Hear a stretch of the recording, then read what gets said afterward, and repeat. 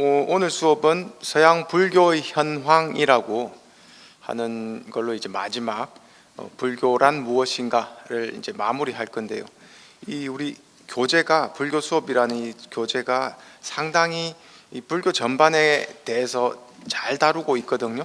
그래서 이 서양 불교 현황 다음에 또 현대 불교의 어떤 주요 주제들이 나옵니다. 그거는 제가 이 수업에서 커버를 못해서 정말 다음 주에 수업이 하나 더 있으면 하겠는데, 11장 불교와 현대 사회는 저희가 다 다루지 못하고 이 수업 말미에 AI에 대해서 우리가 AI가 지금 굉장히 발전하고 있고 또 조만간 로봇이라는 것도 아마 집집마다 하나씩 갖출 거라는 이야기까지 들리죠.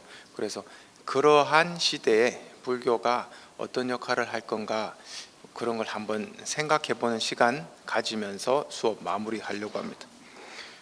오늘은 서양 불교의 현황, 지난주에 이어서 불교가 서양으로 건너가서 상당히 크게 발전하고 있거든요.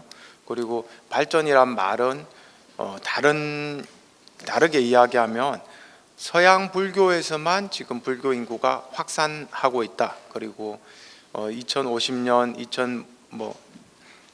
거의 2100년 될 때까지 불교 인구가 늘어나는 것은 사실인데 기존의 아시아 국가가 아니고 서양에서 늘어날 거다라고 하는 전망이 있습니다. 그 정도로 이제 서양이 불교로 건너가서 굉장히 발달하고 있습니다. 발전하고 있는데 그 발전하는 이유 중에 여러 가지들이 지난주에 이제 말씀을 들었죠. 생태주의, 환경을 보존하려고 하는 그러한 운동과 불교의 그 가르침이 맞물려 가지고 불교가 또 다시 재조명되기도 하고요. 또 무엇보다도 명상의 확산이죠. 그래서 명상이 서양 사람들의 생활 속으로 들어가면서 명상이 곧 불교가 곧 명상이다라는 인식이 커져가면서 불교 인구라고 말할 수도 있고 또 말하기에는 조금 부족한, 다시 말해서 절에 나가서 신행 활동을 하면서 부처님께 기도하고 하는 우리 아시아 국가의 그 불교도의 모습은 아니에요. 하지만 불교의 가르침을 스스로 하나의 신념으로 믿으면서, 여기서 가르침이라고 하는 건 이제 삼법인이죠. 무상고 무아 그리고 사성제, 이러한 연기법을 스스로 믿으면서 명상을 매일 생활화하고 있는 그런 불교도는 많다는 거죠. 그래서 굳이 이분들을 불교도라고 해야 되느냐, 해야 되지 않느냐, 그건 이제 아직 정확하게 확립된 의견은 없는데, 그래도 그러한 분들도 있고 또 그런 분들이 한 10년, 20년 지나면 또 절에 가기도 합니다. 그런데 제가 이제 저도 해외에서 제법 그 불교도 생활을 오래 했죠. 오래 했는데 느끼는 것 중에 하나가 서양인들을 받아줄 만한 그 역량이 있는 오히려 그 지도자가 없어요. 특히 불교도라고 하면은 미국 같은 경우를 보면 이민자 불교라는 게 있고요. 그리고 미국 사람들의 그 코케이지언이라고 하죠. 백인들, 그 유럽에서 건너온 미국인들, 그 사람들을 다루는 그 불교를 이제 개종자 불교다라고 하거든요. 근데 개종자 불교를 담을 만한 아시안 불교 지도자들이 잘 없다는 이야기입니다. 저희 한국의 스님들도 사실 미국에 가서 절을 열고 이렇게 하지만 대부분 이민자들 2세대, 2세대, 3세대들을 맞아서 주로 한국어로 그 법문도 하시고 한국 문화를 계속 고수하면서 불교 그 전파를 하시거든요. 그래서 저희 때도 미국 사람들이 가끔 옵니다. 그냥 옵니다. 방문하는 거죠. 법회 때. 그리고 앉아 있다가 갑니다. 그리고 그 다음 주 오지 않습니다. 그 말은 좀 적응하기가 어렵다는 거죠. 먼저 언어가 안 되기도 하고. 그 다음에 그 문화가 다르고, 그리고 와서 서로 또 교류가 잘 안 되고 하니까 결국 그분들은 명상센터 위주로 불교 생활을 하는 겁니다. 그러니까 우리가 지금 불교 인구를 집계할 때 사실 이거는 서면으로 당신은 불교도입니까? 라고 묻는 거기에 예 아니요 답한 걸로 이렇게 지금 알고 있는데, 사실은 잠재적인 불교도가 엄청 많거든요. 불교에 관심이 많고 또 불교에서 가르쳐주는 여러 가지 중에서 특히 명상에 대해서 굉장히 관심이 많은 그런 미국 사람들 또 서양 사람들이 있는데, 그 사람들을 담아줄 만한 그릇이 아직은 충분히 만들어지지 않았다, 이렇게 볼 수도 있습니다. 어쨌든 서양 불교의 현황을 보면서 불교라는 그 종교가 2500년 전에 부처님으로부터 만들어져서 엄청나게 많은 변화를 겪는다는 것을 이제 우리 이 시간을 통해서 알 수가 있습니다. 사실 불교가 시대별로 똑같은 모습이 있었던 건 아니거든요. 계속 변하면서 그 시대의 상황에, 그리고 그 지역적인 어떤 특수한 상황에 맞게끔 변형이 되고 있죠. 그래서 우리가 많이 볼 수 있는 게 티베트 불교나 그 선불교는 전혀 다른 모습을 가지고 있습니다. 그죠? 하지만 그 시대별로 발전한 꽃을 피운 그런 종교들입니다. 그리고 지금 서양 불교에서 볼 수 있는 명상 위주의 불교, 이것도 하나의 서양에서 꽃피운 불교의 모습이죠. 그리고 또 21세기, 22세기로 가면은 불교가 어떤 것을 모토로 삼아가지고 계속 또 펼쳐져 나갈지 아무도 모르는 겁니다. 하지만 이제 불교는 항상 그 시대 때 그 문제를 굉장히 불교 엘리트들이 그거를 타개하면서 많은 사람들한테 새로운 길을 제시를 해줬거든요. 그래서 아마 앞으로 불교의 모습도 우리가 이제 당면한 여러 가지 아까 말씀드린 AI의 문제, 환경 문제, 이런 문제들, 인권 문제, 또 인간이란 존재가 어떤 존재인지 다시 재확인하는 그런 문제들을 불교가 다뤄줄 수 있을 거다라고 보면서 이제 이 마지막 수업 시작하겠습니다. 불교는 이제 그 서양에서 발전하는 여러 가지 이유 중에 하나가 불교의 세속화라고 하거든요. 세속화라는 말은 더 이상 종교적인 모습이라기보다는 세속 사람들한테 맞게끔 변형돼서 들어가 있다라는 겁니다. 그래서 이 세속적 사상과 불교가 많이 결합이 되어서, 특히 과학과 많이 결합이 되어서 불교를 재구성하면서 불교가 더 널리 퍼져나가고 있다. 이것을 걱정하는 사람도 많죠. 전통적으로 불교의 불교가 가지고 있는 특색들, 불법성 삼보로 이루어져 있는 그런 종단의 모습, 그걸 유지하면서 부처님의 가르침이 훼손되지 않기를 바라는 사람들은 이러한 세속 사상과의 결합을 좋아하지 않습니다. 그런데 그러한 모습으로 지금 가고 있는 건 사실입니다. 그 중에서 가장 특징적인 것이 과학적인 용어 또 심리학적인 용어로 바뀌면서 사람들한테 불교를 설명해 주고 있다, 이렇게 볼 수 있습니다. 이 19세기 아시아 불교가 불교를 재해석하면서 불교의 그 근대화 또는 세속화 이런 것이 이제 계속 가속화되었는데, 사실 이렇게 불교를 재해석한 사람들은 주체가 외국인들이 아니고요. 외국인이란 말은 이제 서양 사람들이 불교를 보고 불교 이런 거구나라고 해석한 게 아니고, 사실 불교 안에서 불교 지도자들이 불교를 재해석해서 불교를 알리면서 이렇게 근대화가 시작됐거든요. 그런 의미에서 불교의 세속화는 주체적인 어떤 일이었다, 이렇게 볼 수 있습니다. 바깥에서 강제적으로 또는 타의에 의해서 불교를 재해석했다기보다는, 그래서 이 가장 대표적인 인물들이 여기 나오는 다르마팔라, 샤쿠쇼엔 이런 분들입니다. 고엔카, 그리고 가장 가까이는 이제 달라이라마, 우리 텐진 가초 달라이라마께서도 불교는 과학이다라고 계속 설명을 하죠.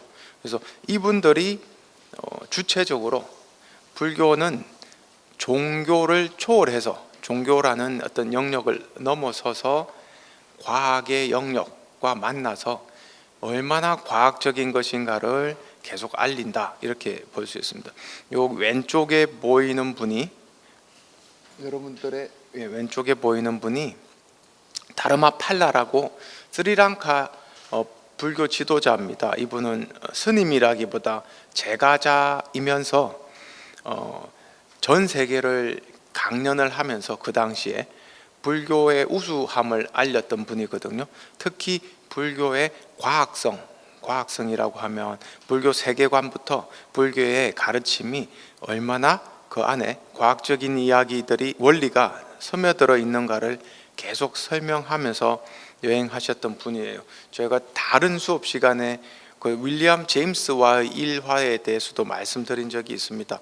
이분이 하버드 대학에 가서 그 당시 심리학의 아버지라고 하는 윌리엄 제임스의 수업에 들어가서 청강하고 있으니까 윌리엄 제임스라는 그 학자가 다르마팔라를 알아보고 스님이 여기 어떻게 계시냐, 스님이 사실은 이 수업을 맡아서 가르쳐야 되는데 제가 지금 가르치고 있습니다. 왜냐하면은 불교는 심리학이기 때문입니다라고 이야기하면서 이제 이 다르마팔라한테 잠시 그 강의를 부탁한 그런 일화가 있어요. 그래서 그만큼 그 당시에 상당히 유명한 분입니다. 그리고 또 윌리엄 제임스라는 분도 불교를 그만큼 높이 봤다는 이야기죠. 불교는 심리학이라고 이야기해서 그 당시에 이제 1900년대 초죠. 그때 하버드 대학에 막 심리학이라는 게 생겼을 때 심리학과 학생들한테 앞으로 불교가 우리 모든 심리학과 안에 들어와서 배우게 될 거다, 이렇게 이야기했는데 사실 거기에 이제 실현은 되지는 않았습니다. 하지만 지금 2000년대 지금 현재는 대학에서 불교를 심리학으로 보고 가르치는 학교들이 있습니다. 그 큰 메이저 대학에 미국에 가도 대학에서 불교를 심리학적으로 가르치고요. 특히 저기 캐나다에 있는 토론토 대학만 가도 불교 심리학과라는 학과가 아예 있습니다. 그래서 100년 후에는 그게 이제 정말 실현이 된 이야기죠. 하지만 이제 그 당시에는 윌리엄 제임스의 심리학풍하고 그 뒤에 이어서 발전하는 심리학의 그 스타일이 완전히 달라가지고 이제 그러한 일이 일어나지 않았는데, 그만큼 불교는 굉장히 고도의 과학적인 내용을 담고 있는 의식 체계에 대해서 과학적으로 설명하는 심리학이다라고 볼 수 있고, 그래서 이 다르마팔라가 그 1893년에 세계 종교의회라고 하는 그러한 대회가 있었어요. 모든 세계에 있는 종교 지도자들이 다 모여가지고 이제 자기들의 종교의 특성들을 이제 서로 나누는 그런 학술 대회였죠. 학술 대회에 다르마팔라가 참여해서 이 불교는 과학이라고 이렇게 말하는 장면이 있습니다. 그래서 여기 보면은 부처님은 세계 최초의 위대한 심리학자였습니다, 이렇게 말을 하는 거죠. 그리고 불교는 종교가 아니고 마음의 과학입니다, 이렇게 이야기했습니다. 그 당시만 해도 이건 굉장히 파격적인 이야기죠. 불교 신도 또는 불교 그 지도자들 입장에서도 이렇게 말하는 걸 들으면은 어떻게 보면 약간 잘못 나간 것 같은 느낌이 들기도 합니다. 아니 어떻게 종교, 그 신성한 종교를 어떻게 과학이라고 이야기를 할 수 있느냐. 근데 같이 함께 그 종교의회, 세계 종교의회에 참석한 샤쿠 쇼엔이라고 하는 일본 선사도, 이분은 이제 그 스즈키, 지난주에 우리 말씀드렸던 스즈키 다이세처의 스승이죠. 샤쿠 쇼엔도 불교는 가장 과학적인 종교입니다. 그것은 계시에 근거하지 않고 개인의 직접적인 경험을 검정으로 토대로 해서 스스로 검증하는 과학이다, 이렇게 이야기했습니다. 이러한 그 종교 지도자들, 각 나라의 가장 대표적인 종교 지도자들이 불교에 대한 정의를 과학이라고 한 것 자체가 굉장히 센세이션한 일인데 이게 여전히 지금도 서양에서는 이 말을 그대로 받아들여서 불교는 과학이라는 말이 이제 거의 정설이 되어 있습니다. 그리고 그 뒷세대죠. 한 20년 정도 지나서 고엔카라고 하는 분이 미얀마에서 발전한 그 윗바사나 운동을 이끌 때, 윗바사나 명상을 가르칠 때 윗바사나는 종교가 아니고 과학이다 이렇게 이야기했습니다. 마음과 물질에 대한 과학이고 우리는 그 과학적 원리에 따라서 정신을 정화한다 이렇게 굉장히 적극적으로 이분은 이야기했어요. 이분이 이야기하는 그 이분의 여러 글들을 보면은 과학이란 말이 계속 나옵니다. 윗바사나에 대해서.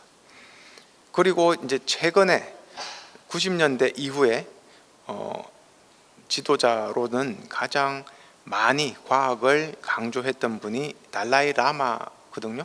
그래서 달라이 라마는 아예 과학자들하고 정기적으로 토론을 하면서 불교와 과학에 대한 공통점, 차이 이런 걸 계속 드러냅니다. 드러내면서 여기 말씀하신 거 보면 만약에 과학적인 분석이 어떤 불교의 주장들을 명확하게 거짓이라고 증명을 한다면 우리는 과학의 결과를 받아들이고 그 주장을 버려야 합니다.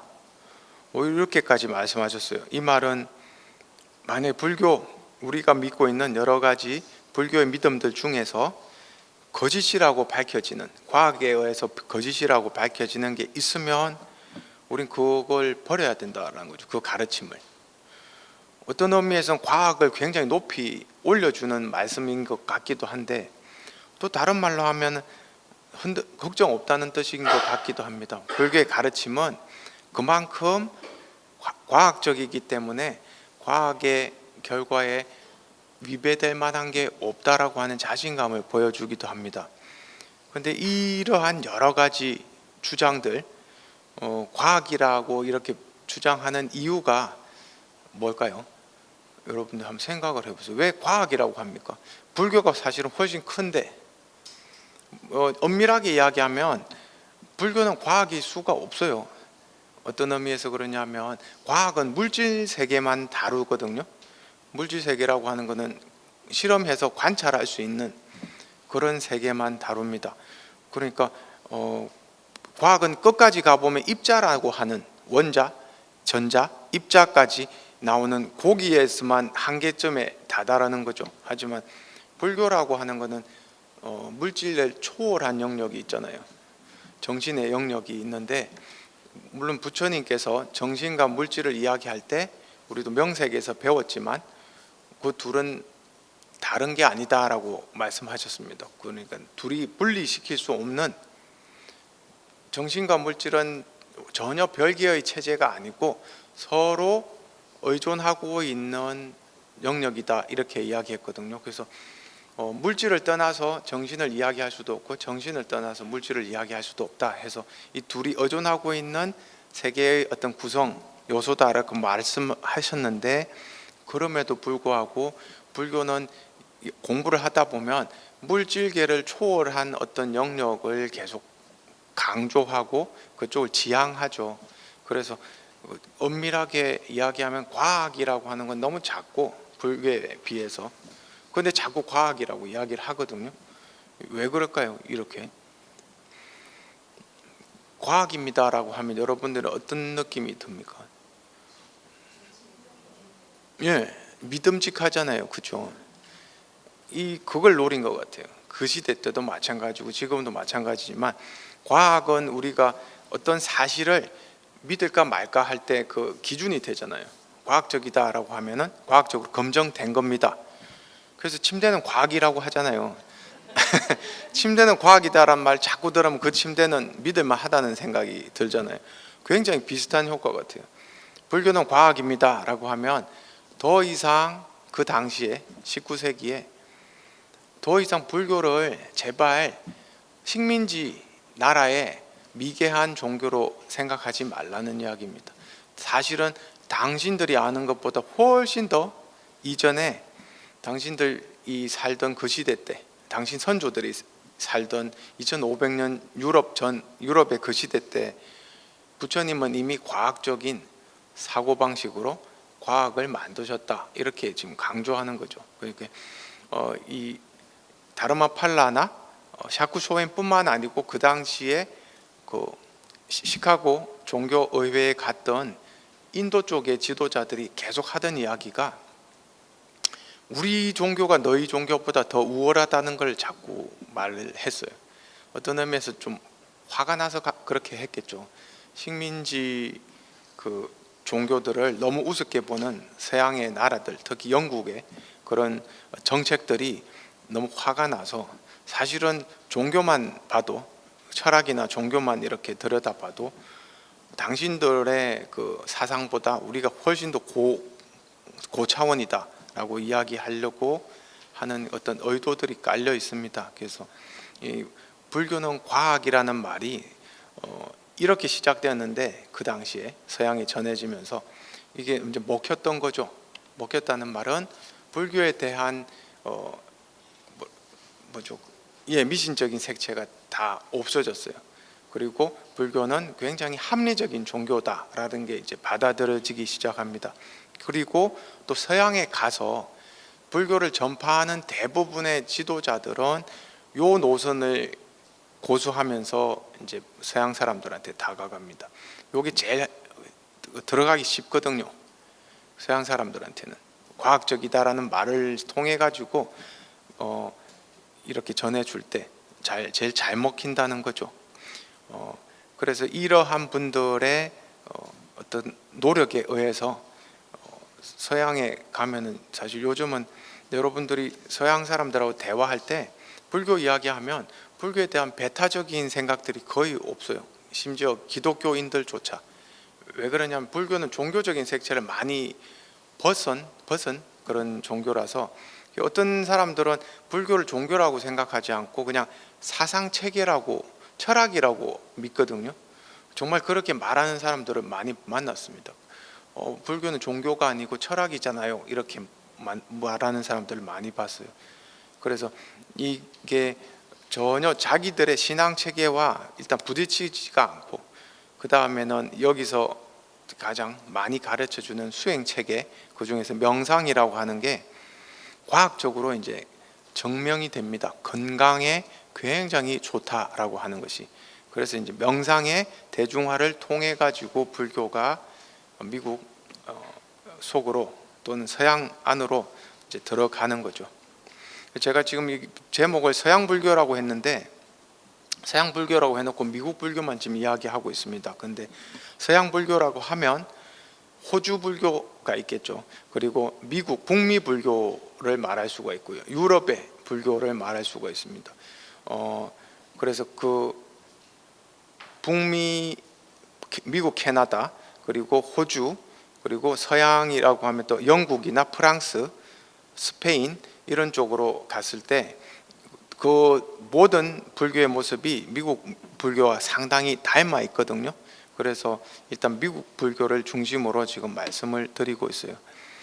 미국 불교가 발달하게 된 이유 중에 하나가 윗바사나 운동이다라고 지난주에 말씀드렸습니다. 그래서 이 윗바사나 운동은 불교의 수행법들, 여러 가지 수행법, 특히 윗바사나 사마타, 양쪽 기둥이라고 하죠.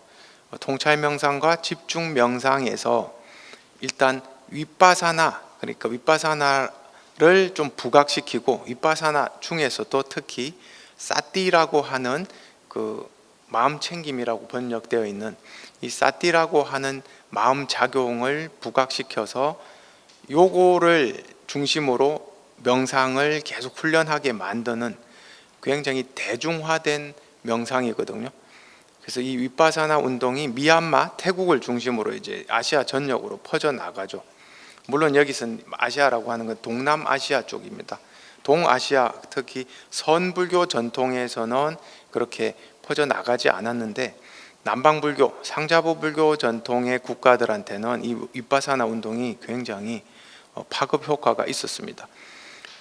그래서 전통을 기반으로 한 수도원 바깥에서 유래한 명상이고, 또 미얀마, 라오스, 태국, 스리랑카 불교의 현대적인 변화, 여기에 따라서 이제 일어난 불교입니다. 그래서 이 레디 사야도, 마하시 사야도, 파욱 사야도와 같은 때라와다 불교 스승들이 일으킨 혁신과, 그리고 아까 사진에서 보신 그 제가신도죠, 고엔카가 선도한 운동을 통해서 발전했고, 이러한 그 가르침을 받아서 미국이나 또 서양으로 가서 전달했던 사람들이 있습니다.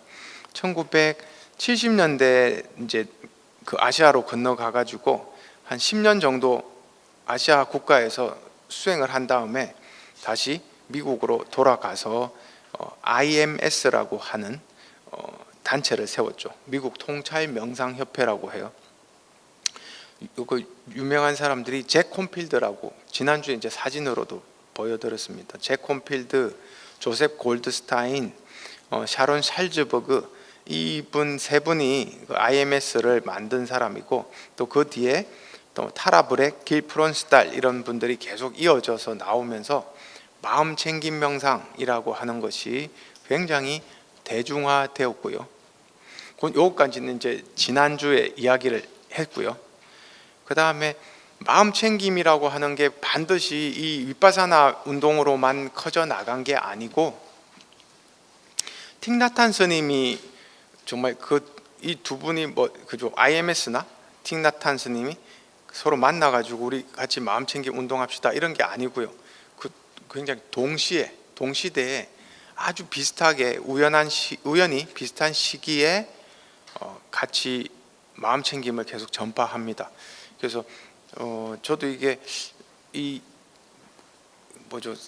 상호작용 또는 이 관계에 대해서 좀 궁금해서 많이 알아봤는데, 처음에는 틱나탄 스님이 먼저 가셨나 아니면은 IMS가 먼저 와가지고 틱나탄 스님을 초청했나, 그게 아니고 양쪽에서 전혀 다른, 서로 모르는 상태에서 틱나탄 스님은 마음 챙김을 가르치시고, 그 다음에 IMS는 IMS대로 위파사나 운동을 계속 전개하고, 그러다가 서로 많이 알려진 상황에서 서로 만난 거죠. 만났을 때 서로 배타적이지 않고 마음 챙김이라는 이 주제, 이 큰 우산 아래 서로 같이 연합을 해가지고 또 이렇게 가르침을 펼쳤거든요. 그래서 이 불교의 세속화와 미국 명상이 발전할 수 있는 이유 중에 하나가, 제가 보기에는 굉장히 오픈되어 있는 마음이에요. 이 마음 챙김이 누구 거라고 하는 게 없어요. 여기는 사티 마음 챙김, 이거를 모든 사람이 할 수 있으면 누구든지 쓰면 된다.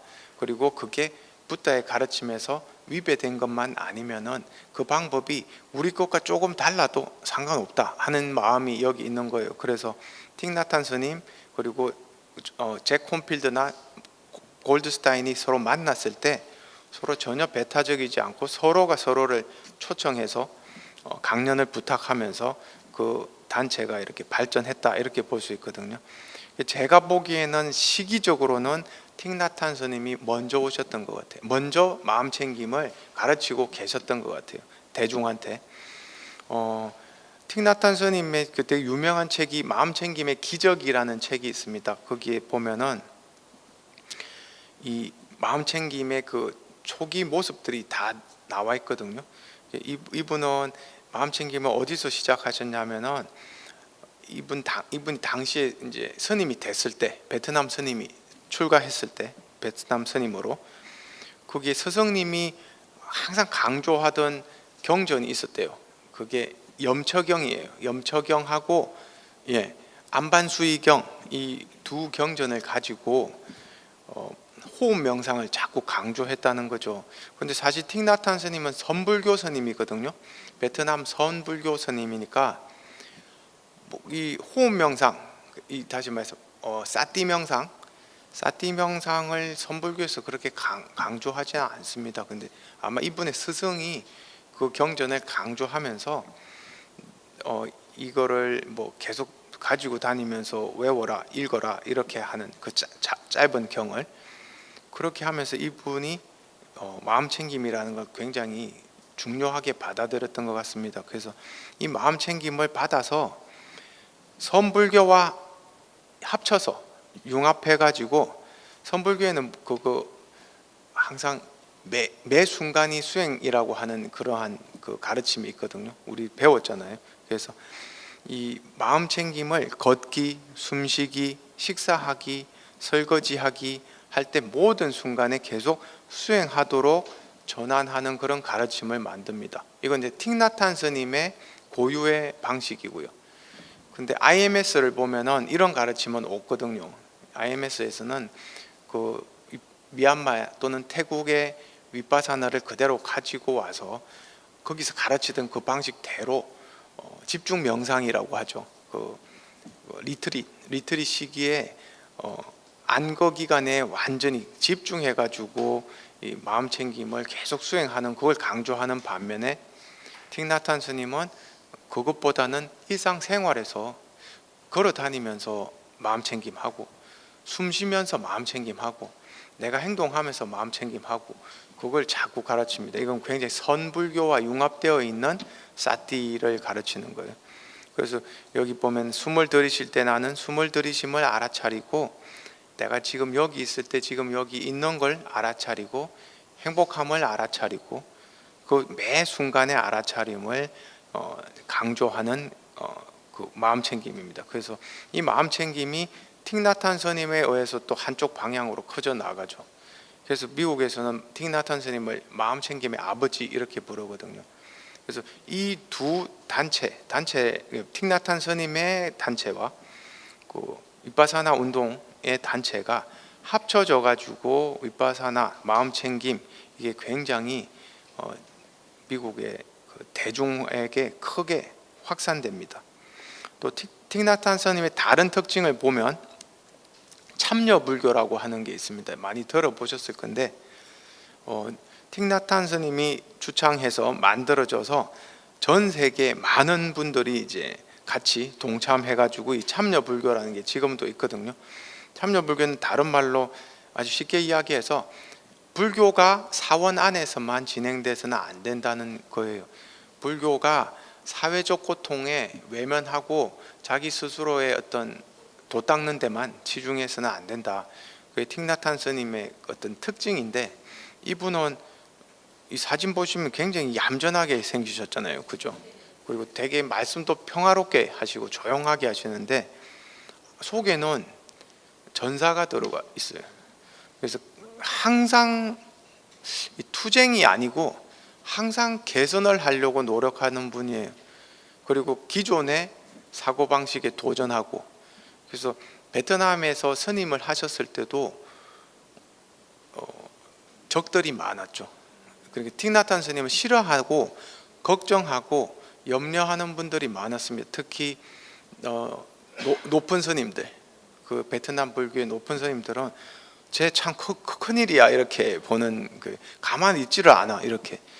그래서 이분이 특징이 보면 스스로 부모님 설득해가지고 출가하거든요. 출가하고 난 다음에 절에 가서 이제 교육을 받는데 절에서는 과학을 안 가르치더라는 이야기죠. 자기는 과학도 배우고 싶었는데, 비록 스님이지만 과학도 공부하고 싶고 문학도 공부하고 싶고 공부하고 싶은 게 너무 많은데 절에서는 딱 정해져 있는 그 커리큘럼에 따라서 성려 교육만 하니까 그 절을 나와버려요. 자기가 스님이 된 그 절을 나와서 대도시로 가가지고 대학을 다니면서 다시 스님 생활을 하거든요. 그러니까 이분 성격을 좀 볼 수가 있습니다. 또 그 당시에 스님은 자전거 안 타고 다니는데 이분 자전거 타고 다녔대요. 자전거 타고 다니면서 온 마을에 사람들 방문해 가면서 어려운 사람들 없는지 다 들여다보는 그런 성격인 거죠. 그러니까 이분이 하시는 이 행동이 스님들이 보기에 아직 무르익지도 않고 수행도 안 된, 그죠? 초자 스님이 자꾸 여기저기 쑤시고 다니니까, 덜 쑤시고 다니니까 되게 불편해했다라는 이야기가 있습니다. 그래서 이분이 하는 여러 가지 일들이 자꾸 하다가 말고 하는 이유가 후원이 끊겨요. 자꾸 이분이 이제 젊은 수행자들을 위한 잡지도 만들고 여러 가지 일을 하거든요. 근데 후원이 자꾸 끊겨서 보니까 뒤에서 틱나탄 도와주지 말라는 이야기죠.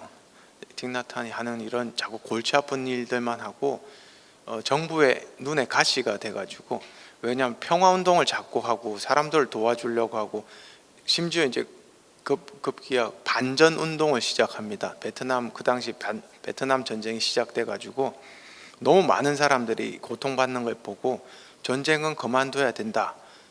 근데 그때 전쟁이 남베트남, 북베트남 나누어져 있었거든요. 그리고 남베트남은 이제 미국에서 후원을 하고 있었고 지원을 하고 있었고요.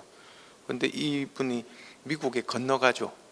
건너가서 반전 운동을 계속하다가 이제 마틴 루터 킹을 만나서 설득을 하는 시기가 있습니다. 1964년인가 그랬는데 마틴 루터 킹한테 가서 베트남 전쟁은 그만둬야 된다고, 이건 너무나 많은 사람들이 고통스럽고 피해를 보고 남는 게 하나도 없는 전쟁이다라고 이야기를 하니까, 그 당시만 해도 마틴 루터 킹은 굉장히 영향력 있는 종교 지도자였는데 이분이 어정쩡한 스탠스였어요. 전쟁을 지지할까 말까에 대한 이야기가 거의 없고 속으로 어떻게 할까 좀 하고 있는 상태에 틱나탄 스님이 오셔가지고 대화를 해보니까 다 맞는 말이거든요. 그 다음 해 바로 나는 전쟁을 지지하지 않습니다, 반대합니다라고 아예 딱 말을 하죠. 그게 리버사이드 연설이라고 되게 유명한 연설이 있습니다. 거기에 베트남에서 오신 틱나탄 스님은 대단한 분이다, 그분의 말씀을 듣고 내가 생각이 완전히 확실해졌다, 이 전쟁은 그만둬야 된다, 이렇게 했는데 세계적으로 이제 유명해졌습니다. 그 마틴 루터 킹 목사가 지지를 해주니까. 그래서 베트남에 딱 돌아오는 순간 입국 거부가 되거든요. 베트남 정부에서 반전 운동을 하니까 골치가 아픈 거예요. 가뜩이나 옛날에 베트남에 있을 때부터 골치 아픈 존재였는데 이제는 바깥에서 일찍 왔다는 거죠. 그래서 입국이 거부돼서 바로 못 들어와요. 그때가 아예 베트남에 못 들어가게 된 계기가 됐습니다. 그래서 프랑스로 가셔가지고 프랑스에서 푸른 빌리지를 만들죠. 자두마을이라고. 근데 그 만드는 시기, 그 기간도 상당히 길고 굉장히 어려웠다고 그래요. 그게. 그래서 이분은 제가 이분 일대기를 이렇게 공부를 하면서 완전히 보살이에요. 보살. 아무것도 없는 데서 계속 뭘 만들어내죠. 피워내는데 처음엔 노동으로, 그리고 당신의 글을 팔아가지고, 글재주가 굉장히 좋거든요. 이분이 그 조상이 유명한 베트남에서 유명한 유학자 집안이에요. 그리고 관리고, 그래서 상당히 명망가에서 태어나가지고 아버지가 조상이 대대손손 베트남 관리였는데, 저도 이분에 대해서 공부하기 전에는 베트남이란 나라를 그냥 동남아시아 문화에 속한 나라라고 생각했거든요. 그런데 그 주변 국가하고 상당히 문화가 다르더라고요. 베트남은 유교 중심의 국가입니다. 그 다른 국가들은 불교 중심의 국가거든요. 그런데 베트남은 중국 영향을 받아서 굉장히 유교가 강하고, 가보시면 알겠지만 학문을 되게 높이 봐요. 그래서 그 우리나라 과거 급제하는 거 좋아하듯이 여기도 과거 급제하는 거, 뭐 공부를 해가지고 입지를 뜻을 세워서 공부해가지고 자기의 어떤 남자로서 여자로서 태어나가지고 어떤 뜻을 펼치는 거, 이게 학문과 연결이 되어 있는 그런 문화더라고요. 그래서 어쨌든 이 베트남에서 쫓겨나서 플럼빌리지 가가지고 플럼빌리지 만드는 그 과정까지 굉장히 어려운 시기를 겪어내면서 나중에 그 어떻게 보면 그 서양에서 뿌리를 내리는데, 이 뿌리를 내리는 가장 중요한 그 핵심적인 운동이 마음챙김 운동입니다. 모든 사람한테 명상과 마음챙김을 가르치면서 한평생 사셨죠. 그리고 말년에 이제 베트남으로 돌아가시거든요. 어쨌든 이분의 그 인생이 거의 2022년에 돌아가셨으니까 얼마 안 됐습니다. 그죠? 그래서 이 서양 명상붐에 큰 영향을 준 스승이고, 그리고 마음 챙김이라는 용어를 서양 심리학과 자기 개발 분야로 확산시킨 분이고, 불교를 종교를 넘어선 삶의 방식으로 제시했습니다. 그리고 세계적인 지도자들과 교류하면서 평화와 자비의 메시지를 전파한 분이다. 그래서 이 따로 위파사나 운동, 미국의 IMS 중심으로 된 위파사나 운동과 따로 마음 챙김을 계속 펼치신 분이다, 이렇게 알 수 있습니다. 그래서 이러한 여러 그 선각자들 그리고 선구자들 덕분에 미국의 그 불교가 2000년 20세기 후반이죠. 1970년대 이후에 급격하게 성장합니다.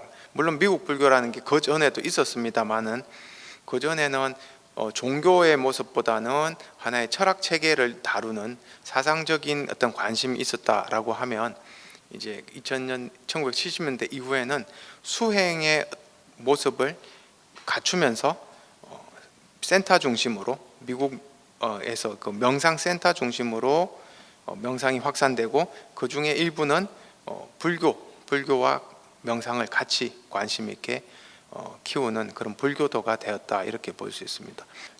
요거는 미국 명상의 정체성으로 먼저 미국 불교와 미국 명상의 관계에 대해서 설명해 드리려고, 그 유인물 중에서 좀 뒤쪽입니다. 4장이죠. 미국 명상의 정체성이라고 하는 부분, 그 먼저 보고 다시 앞으로 가겠습니다. 우리가 지금 불교를 다루고 있고, 불교에서 미국 불교를 지금 이야기하는데, 미국 불교를 보면 구성이 이민자 불교와 유럽계 미국인 불교도 이렇게 나눌 수가 있다고 말씀드렸어요.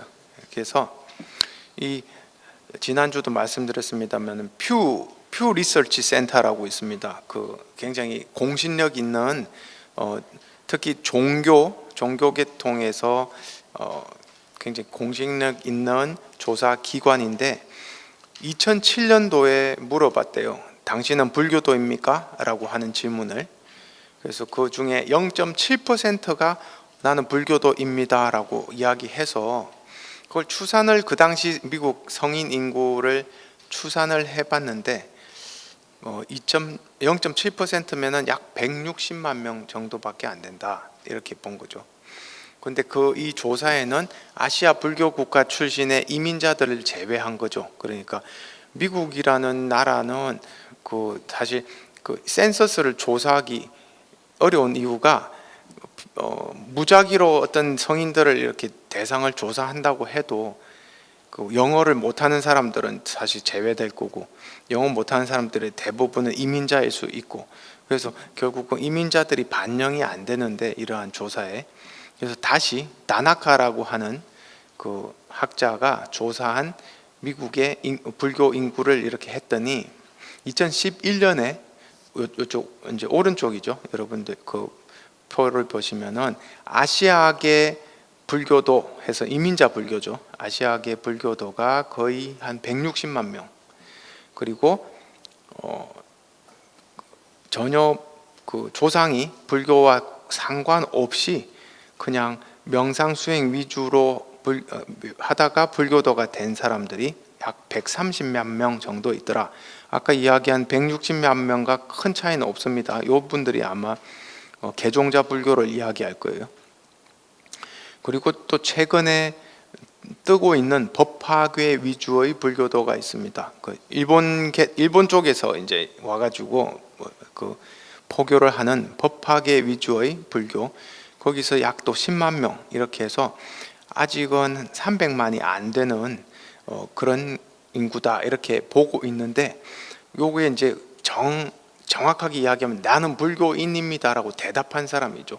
근데 아까 말씀드렸듯이 나는 불교인이라고 말할 수는 없지만 불교에 대해서 관심이 있고 불교 수행을 정기적으로 한다라고 하는 사람들이 또 주변에 아주 많다는 이야기입니다. 지난주에 말씀드렸듯이 나이트스탠드 부디스트라고 했죠. 그걸 한국말로 뭐라고 이야기하는지 모르겠는데, 머리맡 불교라고 합니까? 뭐 침대 머리맡 불교, 책상 불교 뭐 이런 식으로 자기가 잘 때 불교 책 읽고 자고 아침에 일어나서 불교 책 읽고 출근하고 하는, 그걸로 불교 신앙생활을 하는 그런 분들이 아주 많다라는 거죠. 그래서 지금 이 추산된 거는 사실 이렇게 좀 300만, 500만 그 정도이지만 점차 늘어나고 있는 추세이기도 하고, 이런 나이스탠드 부디스트까지 합치면 엄청나게 많은 숫자의 불교도들이 있다 해서 2012년에 콜맨이 쓴 논문을 보면은 약 2,800만 명의 미국인이 불교의 가르침이 종교나 영성에 대한 생각에 중요한 영향을 미쳤다라고 대답했다는 겁니다. 그러니까 난 종교인은 아니지만 나의 영적인 어떤 생활에 큰 영향을 준 것이 불교다, 불교의 수행법이다, 이렇게 대답을 했다는 겁니다. 불교도의 기준의 범위를 좁혀서 현재 미국에서 불교 명상을 정기적으로 수행하고 불교 지도자 또는 성직자를 정기적으로 만나는 사람을 불교도라고 정의한다면 미국에 대략 500만 명의 불교도가 있을 거다. 그리고 여기서 불교의 호의를 또는 관심을 가지는 미국인은 적어도 2,800만 명 정도 있을 거다라고 한다면은 잠재적인 불교도로서는 상당히 큰 불교 인구가 될 수 있다, 이렇게 볼 수 있습니다. 미국이라는 나라가. 그런데 여기에 미국 불교의 그 가장 큰 주축 세력이 된 것은 명상이라고 하는 겁니다. 그리고 그 명상의 붐에서 핵심적인 것이 마음챙김 명상이다, 이렇게 볼 수 있습니다. 사실 미국 명상이라고 하는 게 꼭 마음챙김 명상만 있는 건 아니거든요. 지난주에 이런 다른 수업에서 했군요. 그 초월 명상이라고 혹시 들어보셨어요? 초월 명상이라고 하는 TM, 그것도 미국에서 상당히 인기 있는 명상이고요. 또 요가라고 하는 것도 명상에 속합니다. 그래서 요가를 통해서 명상을 하는 거, 이런 거 다 합치면 엄청난 인구가 있죠. 명상 인구라고 하는데, 그런데 그 중에서 현대 명상의 붐을 이끈 것은 마음챙김 명상이다, 이렇게 말할 수가 있습니다. 왜 그러냐면 이 마음챙김이 과학적으로 증명이 된 명상이거든요. 어떤 데 효과가 어떻게 있는지 굉장히 면밀하게 조사를 해서 검증이 되어 있습니다. 그러니까 이 마음챙김은 건강에 좋은 그리고 여러 가지 정신적인 효과가 있는 그러한 명상이다, 이렇게 해서 성장을 하고 있다는 거죠. 조금 더 읽어보겠습니다. 미국 명상 중에서 마음챙김 명상이 급진적으로 발전하게 된 과정과 이유를 정리하자면, 첫 번째, 아시아의 불교 개혁가들이, 선구자들이 100여 년 전부터 불교를 세속적인 또는 과학적인 언어로 재구성한 결과이고, 그리고 예전에 우리도 불교 공부하면은 불교 경전부터 읽던 시절이 있었거든요. 근데 이제는 이러한 개혁가들 덕분에 대중이 불교를 경전을 접하면서 시작하는 게 아니고 불교에 대한 어떤 책들, 현대적인 가르침들, 그러한 과학적인 언어로 재구성된 가르침들을 접하면서 불교로 들어오니까 훨씬 쉬워졌습니다, 들어오기가. 두 번째는 고엔카와 잭 홈필드, 존 가바친과 같은 인물이 명상을 특정 분야에 적용한 결과입니다. 그 결과 미국 명상은 미국 불교가 가는 길에서 벗어나서 의료, 교육, 교정 등의 분야로 들어오면서 전적으로 세속화되었습니다. 아까 말한 세속화가 좀 더 정확하게 의미가 드러나는데, 종교로서 불교가 가는 길이 있고 여기서 벗어나가지고 모든 사람들이 쓰는 어떤 명상해서 의료계통에서 쓰는 명상, 교육기관에서 쓰는 마음챙김, 또 교정기관에서 쓰는 재소자들을 중심으로 하는 또 명상, 이런 식으로 세속화되면서 굉장히 많은 사람들이 마음챙김을 하고 있다, 이렇게 봅니다. 이와 함께 마음챙김의 학문적 개념과 대중적인 이해도 이제 많이 달라졌습니다. 사실은 이제 마음 챙김이라고 하면 그 고행가가 가르치던 그 시절하고도 또 달라졌어요. 그래서 마음 챙김이 요즘은 과학적으로 또 연구가 되면서 개념이 조금씩 변하고 있다, 이렇게 볼 수가 있죠.